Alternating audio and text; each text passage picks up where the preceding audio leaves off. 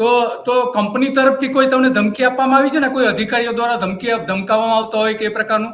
અને કંપની તો ધમકી તો સામે સામે કે છે ને, કંપની અને પોલીસ તંત્ર સામે સામે કે છે, પાછળથી સામે સામે જ કે છે કે તમે અમારી ભાષા સમજી જાઓ, નહીં તો તમારા આવા હાલ થશે. અને હજી તમે નહીં સમજો તો હજી તમારો આ જ થશે. 2 દિવસ પહેલા બી પોલીસ વાળા આવ્યા હતા, કહી ગયા કે તમે અમારી ભાષા સમજી જાઓ, નહીં તો અમારે બધું કરવો પડશે. હજી જાહેરમાં જ કેસ છે ને સાહેબ, પાછળથી ગયા. તો આ જે ફોટો તમે જુઓ છો, આ તમારો ફોટો છે ને, તમારો વિડીયો છે? હા સર, મારો વિડીયો છે. અને મેં એ લોકોને રિક્વેસ્ટ બી કરી લઉં કે હું હાર્ટનો પેશન્ટ છું, મને આવી બધી બળજબરી ન કરો.